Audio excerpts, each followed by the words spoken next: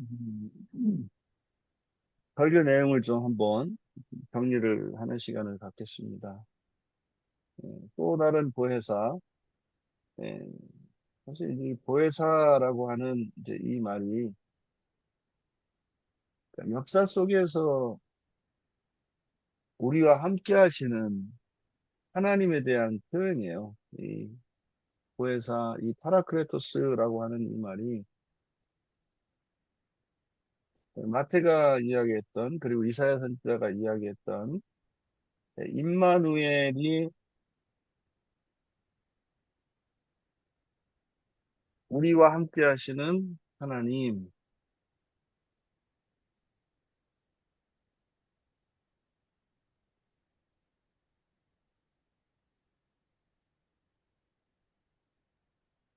우리와 함께 하시는 하나님, 또는 요 엘이 하나님인데 엘을 주어로 해서 문장으로 뭐 하나님이 우리와 함께 하신다, 이렇게 번역할 수도 있어요. 근데 저는 예, 엘을 이렇게 우리와 함께 하시는 하나님이라고 이렇게 번역하는 것을 선호합니다. 왜냐하면 성경이 부활에 관한 책이기 때문에. 그래서 이 임마누엘이라고 하는 이 말은 야곱, 아니죠. 야곱이 이스라엘 되는 것과 마찬가지로, 이 야곱은 이제 사람,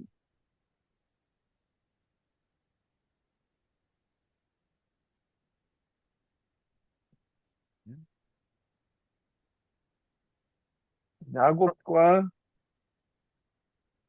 이스라엘, 그러니까 이제 야곱에게 주어진 새 이름이 이스라엘인데, 야곱은 사람의 아들을 가리키고, 이스라엘은 하나님의 아들. 그래서 신으로서의 이름이 이스라엘이고, 사람으로서의 이름이 야곱이다.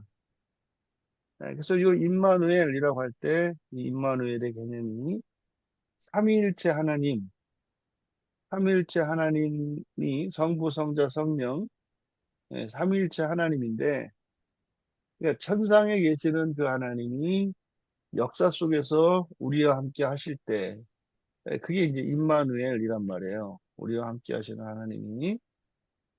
그래서 이 하나님이 하시는 역할, 그게 바로 보혜사라는 거죠. 이것이 역할이 이제 보혜사다. 이런 계시를 우리가 이제 요한복음을 통해서 알 수 있는 겁니다. 그 하나님이 종종 사람들의 오해가 있어요. 하나님에 대한 많은 오해가 있는데 예수님이 그러거든요. 나는 섬김 받으러 온 것이 아니다. 예, 섬기러 왔다. 이렇게 말씀하거든요. 근데 근데 사람들은 어떻게 하냐면 자꾸 섬기려고 해요. 그러니까 예수 그리스도와 성령의 섬김을 받아야 돼요.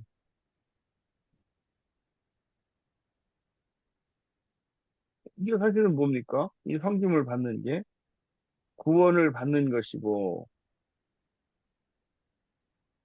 또 이 본문에서는 성령을 받는 것이고, 방식은 은혜의 방식으로. 그러니까 은혜를 받는 것이라고요. 그러니까 우리가 해야 되는 일은 자꾸 하나님을 예배하려고 해요. 그러니까 예배가 아니라 제사.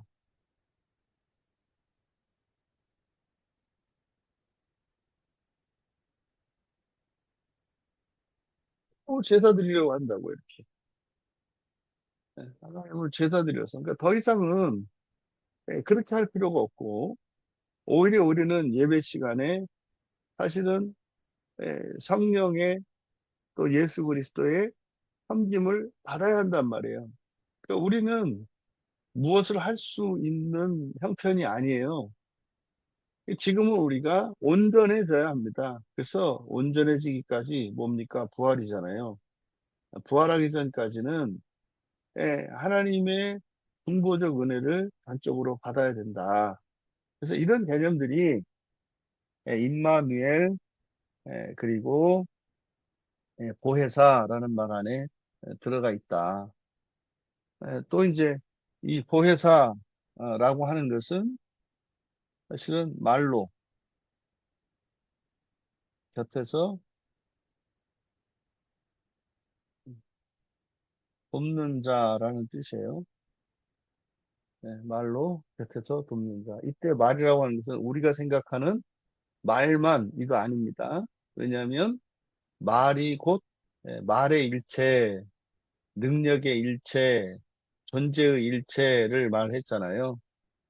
그러니까 여기서 이 말의 일체라고 말로 돕는다 할 때 이 말이라고 하는 것은 능력이고 그리고 존재, 말의 일체성을 염두에 두고 생각해야 되는 거예요. 그래서 이렇게 말로 돕는다라고 할 때 능력도 이게 사실 이게 코이노니아죠.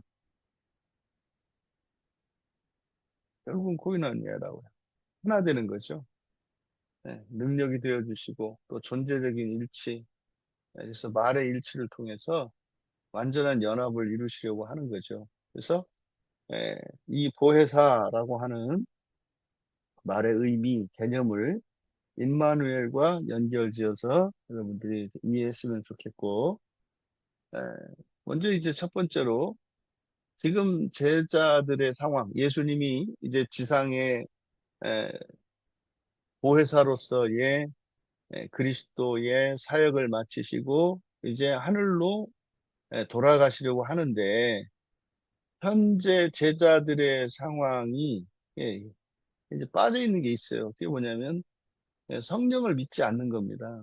성령을 믿지 않고 사실 그들이 예수님을 주님으로 따르고는 있습니다만 전적으로 완전히 신뢰하는 것은 아니에요. 여전히 예, 제자들에게 이런 결핍이 있다는 거죠. 그러면 제자들에게 있는 결핍이 뭐냐? 첫 번째가 예, 성령에 대한 믿음의 부재. 사실 이거는 이제 지식과 관련이 있어요. 성령에 대한 바른 지식이 없는 거죠. 그 다음이 현재 상태로는 그러하기 때문에 현재 상태로는 예수님과 완전한 연합이 불가능한 상태예요. 그러니까 이것은 지금 갈 수 없어요.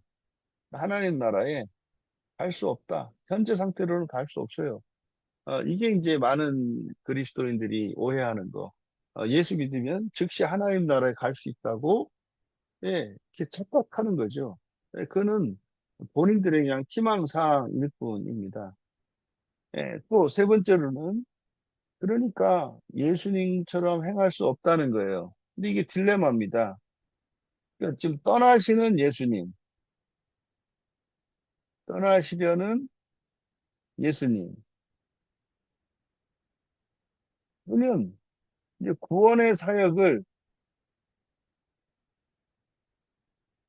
해야 하는, 대신해야 하는 제자.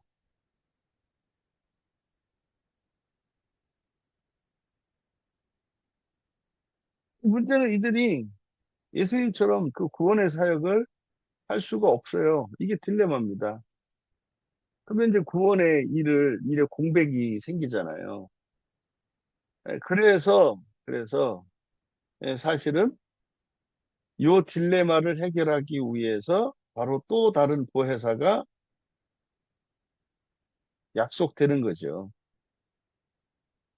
그러니까 예수님이 33년을 지상에서 사셨고 3년을 이제 제자들을 선택하셔서 그들에게 하나님에 관한, 세상에 관한, 그리고 사람에 관한 이 구원의 지식을 전해 주셨고 또한 그들의 능력이 주님이라고 하는 사실을 가르쳐 주셨지만 아직 믿지 못한다고요. 사실은 이제 그것을 그래서 제자들을 온전케 하기 위해 돕는 다른 누군가가 필요하다.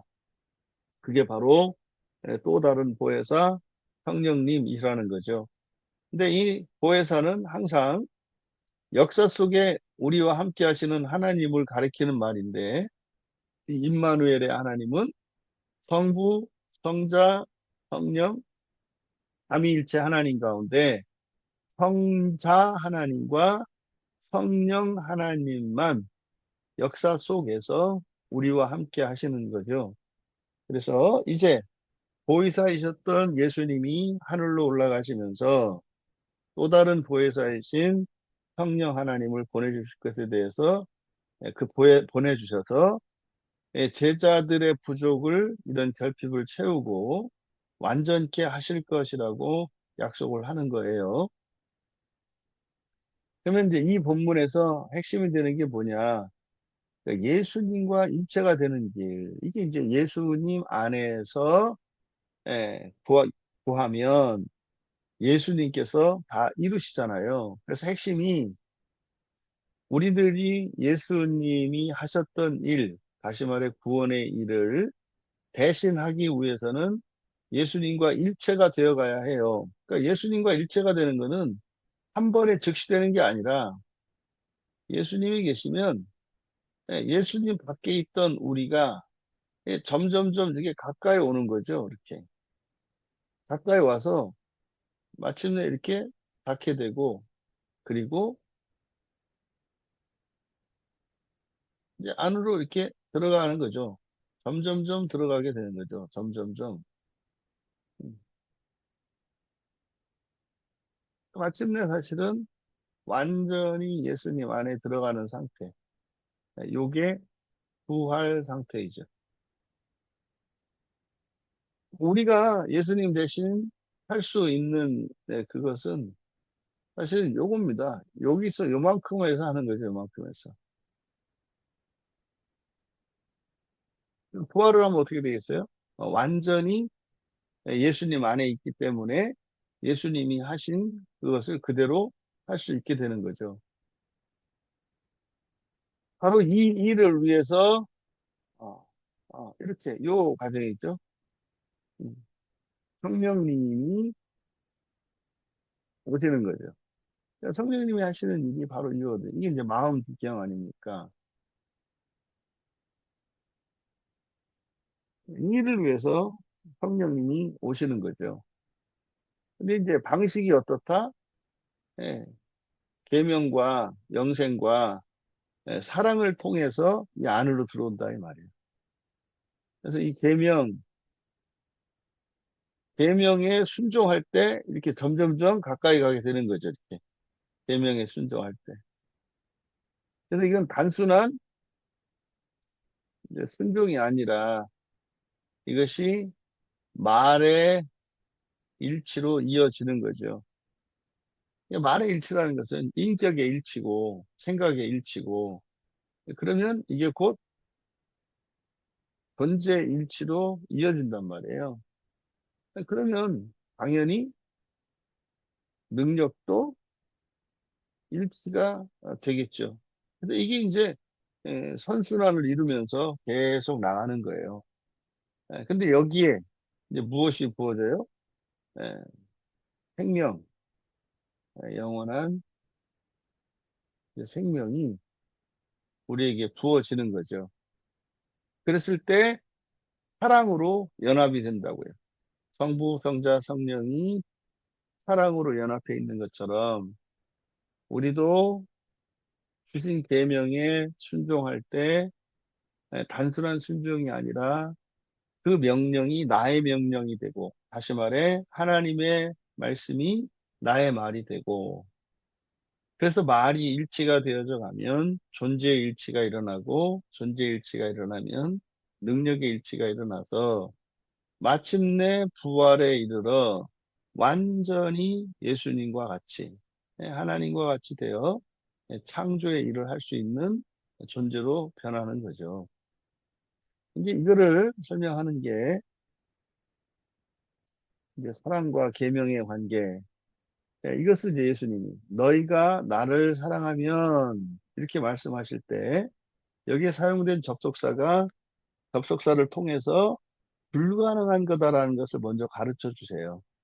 너희가 나를 사랑하면, 그래서 이게 이제 조건으로 되어 있지만, 그래서 이것이 단순한 의무인 것처럼 보이지만, 이 애안이라고 하는 접속사는 바로 불가능에 가까운 것임을 가르쳐 준다. 그러니까 사실은 뭐뭐 하면이라고 했지만 사실은 약속에 대한 소망을 보여주는 거예요. 너희들이 지금 이렇게 할 수는 없지만 나중에 이렇게 하게 되면 사실 약속을 가르쳐 주는 거라고요. 예, 이렇게 하게 되면.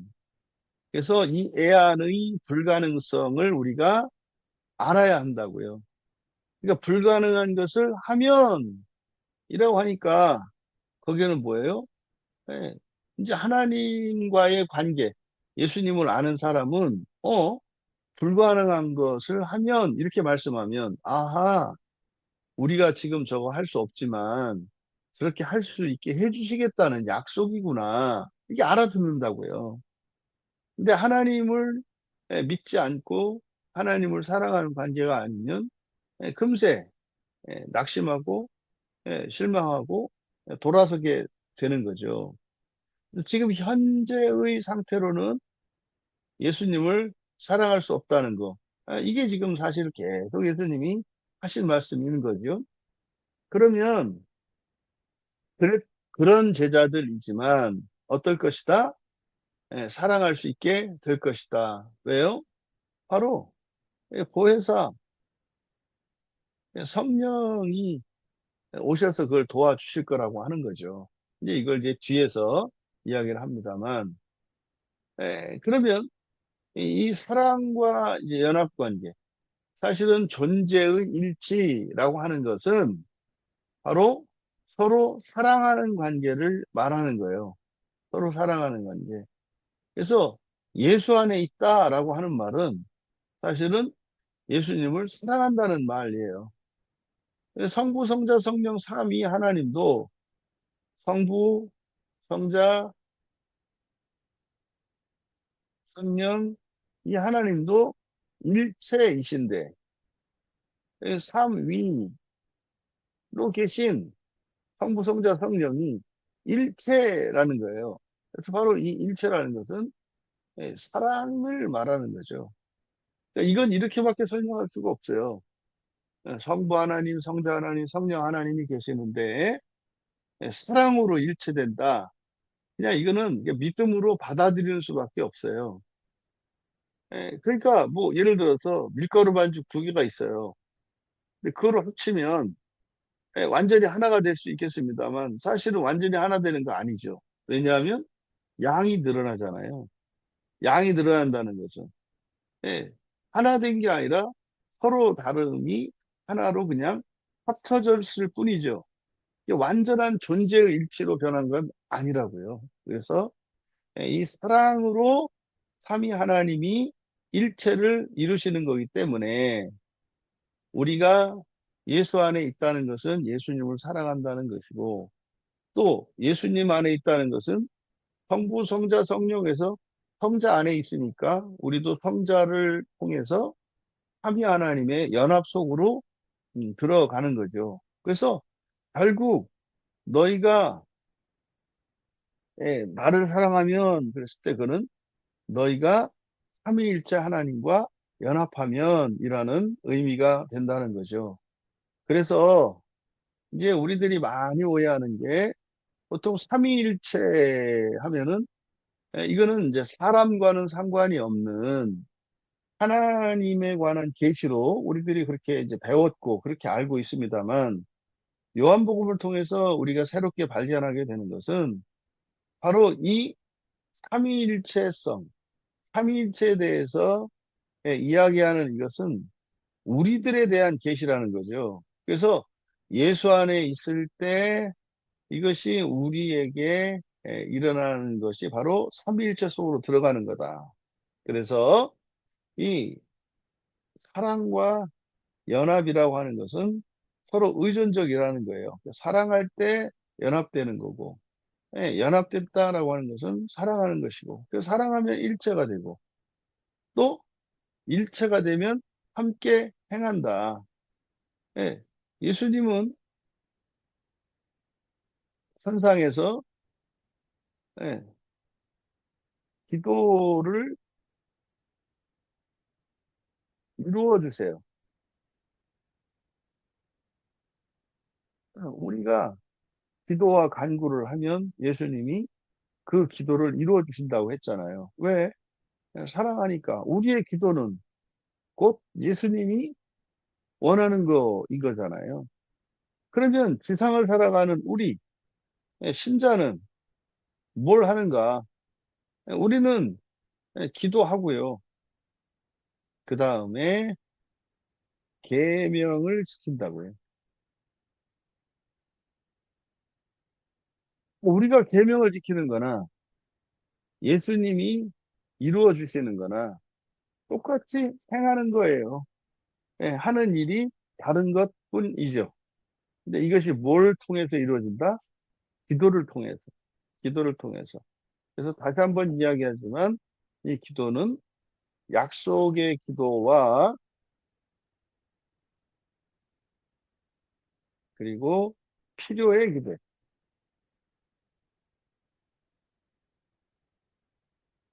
이 둘을 구분해야 됩니다. 그러니까 이거는 사실 어떻게 해요? 성경을 통해서 알게 돼요. 조심할 것은 그 필요라고 하는 지점을 이건 사실은 내가 느끼는 나의 필요가 있고 성경이 성경의 내 필요, 성경이 가르쳐주는 내 필요가 있어요. 이 둘 사이에서도 이 긴장이 있죠. 그래서 이렇게 예, 프로시케의 약속의 기도와 데이시스의 필요의 기도를 통해서 예수님은 하늘에서 우리 기도를 이루어 주시고 우리는 이 땅에서 계명을 지킨다는 거예요. 그래서 기도하는 것과 계명을 지키는 것은 불가분의 관계에 있어요. 그러니까 계명을 지키지 않고 기도해서 뜻을 이루고자 하는 것은 사랑과 상관이 없는, 그러니까 일체되기 위한 그것이 아닌 거죠. 그런 기도는 이루어질 리가 없습니다.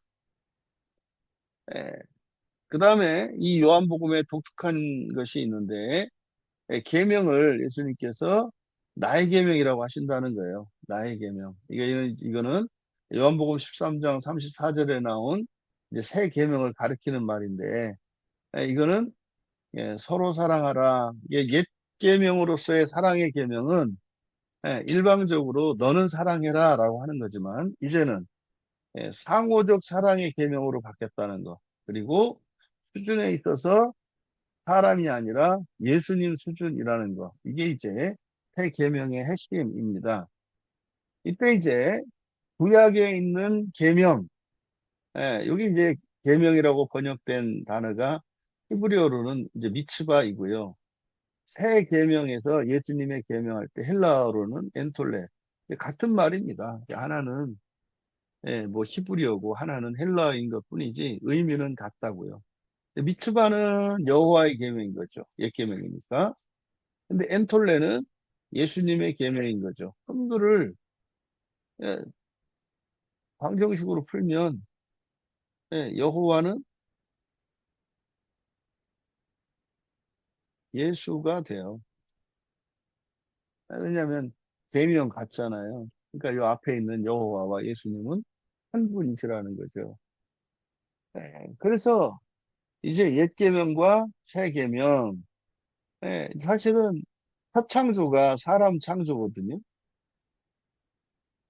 첫 창조는 첫 창조의 핵심은 사람이라고요. 그러니까 이 인간 수준의 사랑, 이게 옛사랑 계명인 거죠. 근데 새 창조는 사람을 신으로 만드는 거거든요. 그러니까 사랑도 수준이 하나님 수준으로 바뀌는 거예요. 그러니까 결국 이 사랑의 계명의 변화를 통해서도 우리가 뭘 알 수 있다? 예, 이 부활을 목표로 하고 있다. 하나님이 사람을 창조하신 목적이 부활을 위한 것이다라는 것을 알 수가 있어요. 자, 그러면 이제 우리가 현실적으로 핵심이 예수님 안에서 하는 기도가 핵심이에요. 근데 예수님 안에서라고 하는 이것은 사실보다 예, 존재의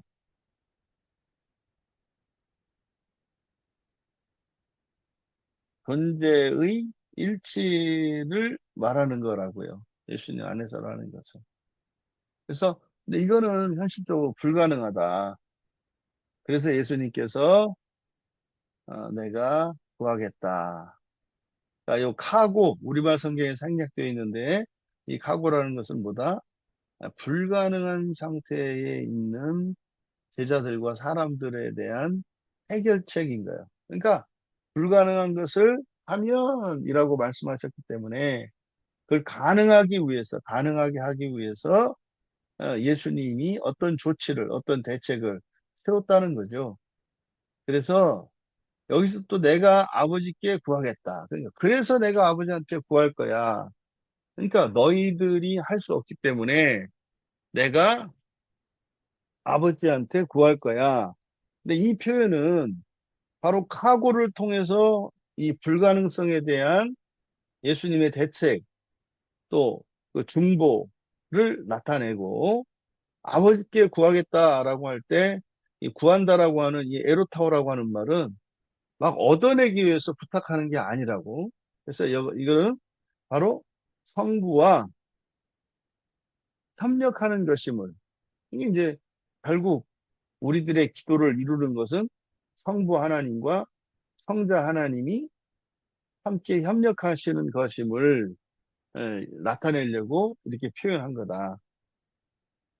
그 다음에 이 보혜사 파라클레토스의 의미 앞에서 먼저 설명을 했는데 곁에서 말로 도와주는 자라는 뜻이고 첫 번째 보혜사는 예수님이시고 그러니까 우리와 함께 하신 하나님은 예수님이시고 그다음에 또 다른 보혜사는 이제 성령님이신데 여기서 두 번째라고 하지 않고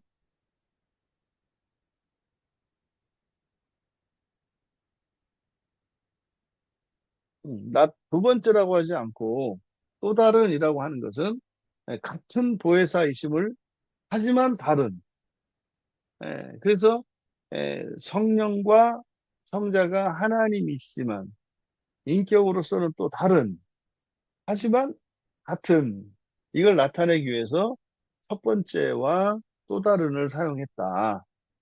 그러면 이 보혜사, 다시 말해서 하나님이 우리와 함께 하시는 목적이 무엇인가를 나타내는 게 사실은 이제 이 우리말 성경에는 영원토록이라고 번역된 이 말인데 에이스, 목적을 나타낸다고.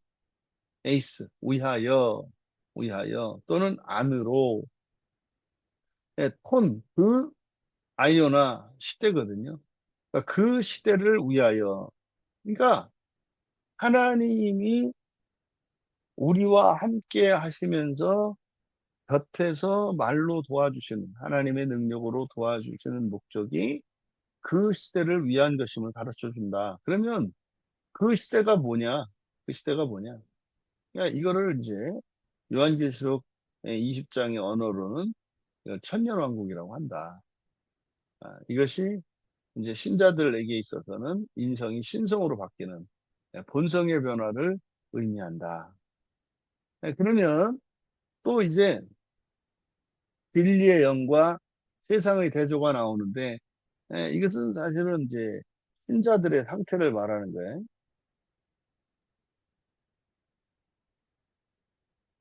신자들의 상태가 언제나 예수님 안에 있기도 하고, 예수 안에 있기도 하고, 또 예수 밖에 있기도 한다, 이 말이야. 이거는 사실은 그때 우리 존재가 바뀐다는 의미가 아니라 우리 마음의 작용에 의해서 예수 안에 있기도 하고 예수님 밖에 있기도 한다고. 그러면 우리가 바로 진리의 영이신 성령.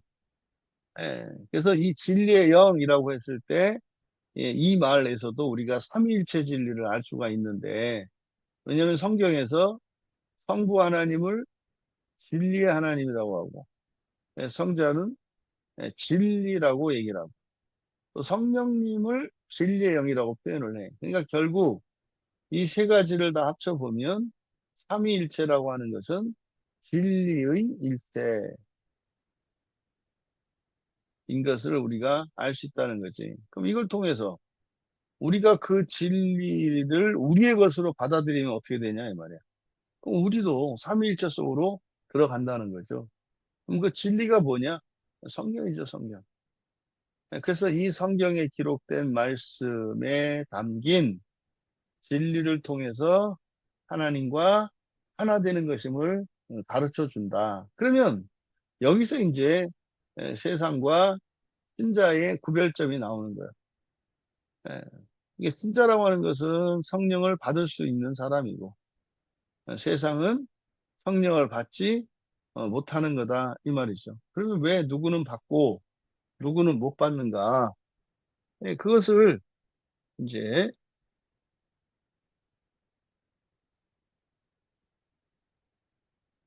보지 못하는 이유, 그리고 알지 못하는 이유.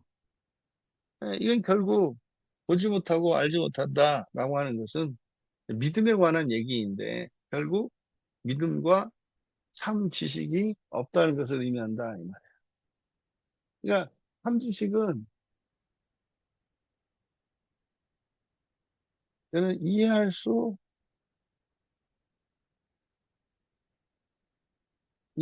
없는 지식이라고. 어떻게? 믿음으로 그러니까 믿음으로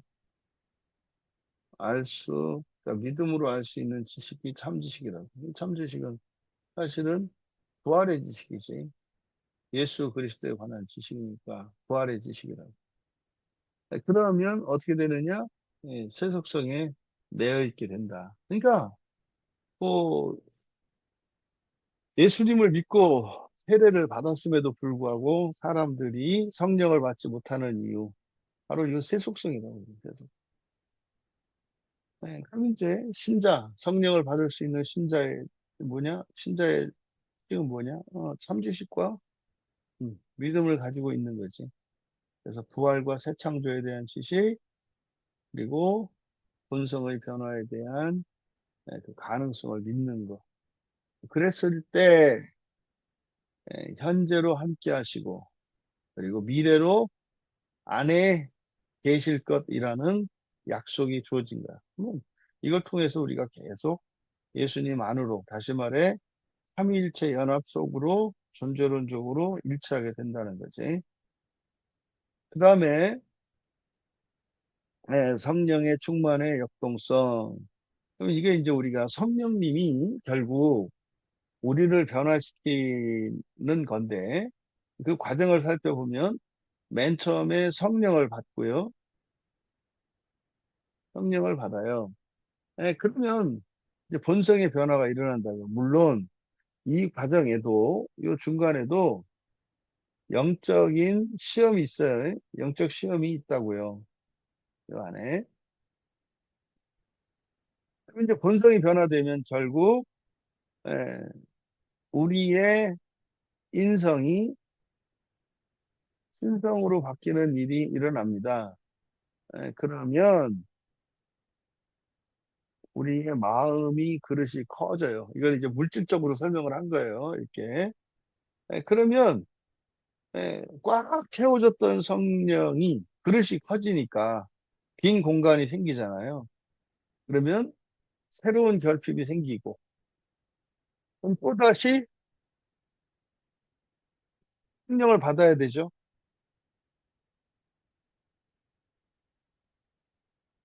그래서 성령 충만을 입어야 사실은 이제 본성이 변하는 거죠. 그러니까 여기에서도 마찬가지로 영적인 시험과 전쟁이 있는 거죠. 그래서 요 과정에 영적 전쟁이 있다. 그래서 성령이 소멸될 수 있는 위험성도 있다. 이게 성령이 소멸된다는 것은 이것은 내 마음 안에서예요. 성령이 없어진다는 뜻이 아니라 내 안에서, 내 안에서 바깥으로 예, 흘러가는 것을 말하는 거예요. 그러면 이제 우리가 어떻게 한다? 회개하고 말씀의 은혜를 받음으로써 다시 충만케 할 수 있다. 이게 이제 성령 충만의 과정입니다.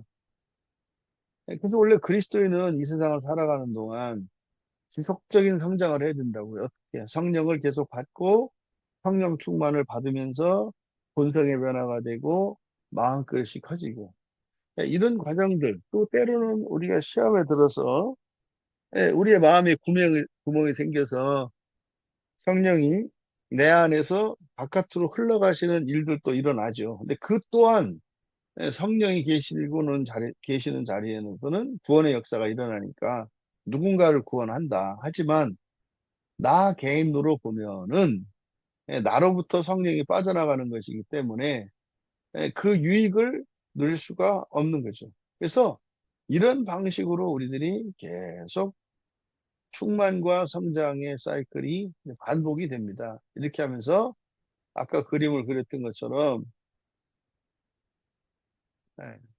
요 그림처럼 서서히 이렇게 예, 1, 2, 3, 4, 5, 6 이런 방식으로 서서히 우리가 예, 예수님을 닮아가고 예수님 안에 있게 되어 가는 거죠. 그래서 우리들이 여기서 실천적으로 적용해야 될 것, 어떻게 성령을 받을 수 있는가, 그 먼저 알 수 있는 게 예수님 믿고 세례 받아야 돼요. 그다음에 성경 말씀을 믿어야 되고 믿고 순종해야 하고, 예, 이게 기본적인 조건이에요. 그래서 흔히 말해서 사람들이 예수 불신, 불신 지옥, 뭐 이런 말 하잖아요.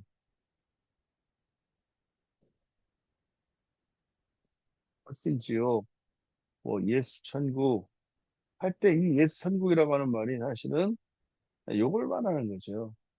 그러니까 예수님을 믿는 것이 다 아니에요. 그 다음에는 뭐예요? 예, 세례 받아야 되고 성경 말씀을 믿어야 되고 또 말씀을 따라 살아가는 일이 있어야 한다. 그랬을 때 성령을 받죠. 근데 이때 이제 우리가 마음으로 해야 되는 준비는 뭐다? 자기 부인과 선한 고난이에요. 자기 부인과 선한 고난에 참여하기로 결단하는 거. 이거를 자기 십자가를 지고 간다. 이렇게 얘기하죠. 근데 불가능하다는 것을 불가능한 사랑을 실천해야 한다. 그래서 결국 자기를 부인하고 십자가를 지고 가는 것, 이게 새 계명을 지키는 거예요. 이건 뭐예요? 불가능한 사랑이고. 그거를 실천하는 거라고. 예. 그랬을 때 선한 고난에 참여하게 됩니다. 힘들고 어렵고 그렇다 이 말이에요. 그랬을 때 이제 성령을 받게 되는 거죠. 이제 선한 고난에 참여함으로써 마음이 찢겨요.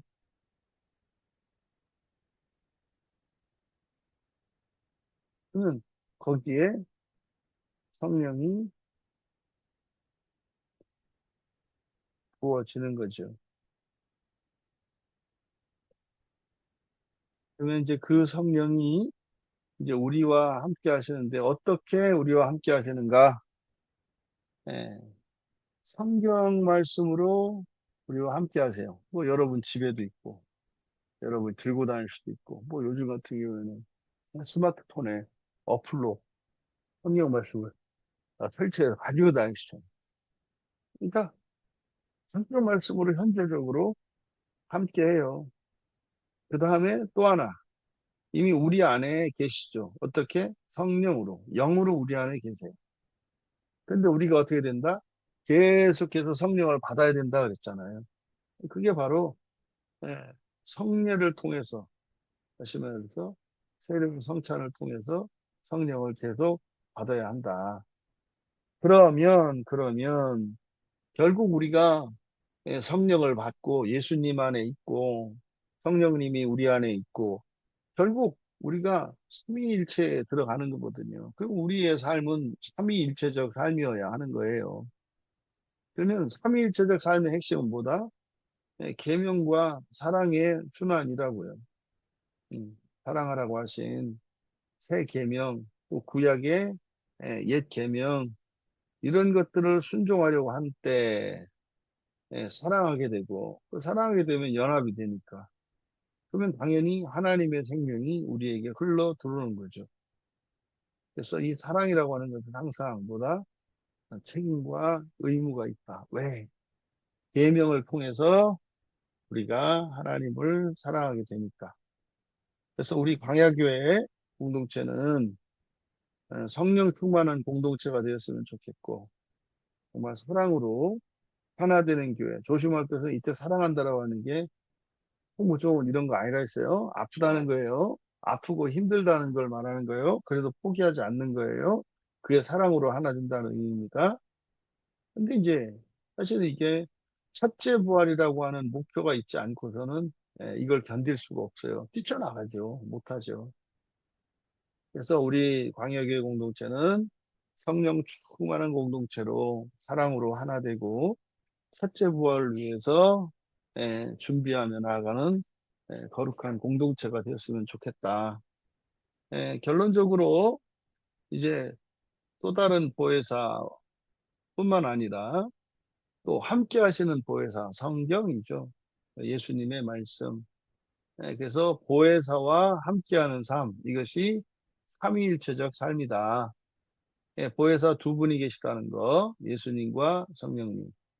예수님은 우리의 기도를 들으시면서 하늘에서 일을 하세요, 하늘에서. 그리고 성령님은 우리 안에서 하시고. 그러니까 우리 안과 밖으로 보혜사가 계셔. 그 사이에 끼인 존재가 우리다, 이 말이죠. 그럼 우리는 어떤 소망을 가져야 되는가? 바로 삼위일체 하나님과의 완전한 연합을 목표로 세워라. 그리고 사실 이게 이제 부활인데 부활 중에서도 첫째 부활을 목표로 삼아라. 그러면 우리가 이제 새 창조에 참여하게 된다고요. 그래서 새 창조에 참여하는 것은 사는 동안 새 창조에 참여하는 것은 마음 기경이에요. 마음. 마음 기경을 통해서 본성의 변화에 기여하잖아요. 이게 사실은 사는 동안에 새 창조에 참여하는 거라고. 그러면 이 본성의 변화가 일어나면 그것의 결과로서 환경의 변화가 일어난다고 그랬잖아요. 내가 환경을 직접 변화시키는 게 아니라 우리는 어떤 방식으로 우리 마음을 기영하는 방식으로 환경을 변화시킨다고요. 그 다음에 그래서 현재적으로는 마음 기영이고 두 번째는 재창조라 그랬죠. 부활해서 하늘에 있는 별들을 완전한 생태계를 갖춘 아름다운 별로 만드는 것. 이게 이제 해창조입니다. 그래서 뭐 핵심적인 메시지를 정리한다면 성령님은 우리가 예수님을 사랑하고 예, 또 예수님의 계명을 지키고 또 삼위일체 하나님과 연합할 수 있도록 도우시는 또 다른 보혜사다라고 하는 것이 이번 설교의 핵심이고 또 그것을 통해서 우리가 삼위일체 하나님 연합 속으로 들어간다는 겁니다.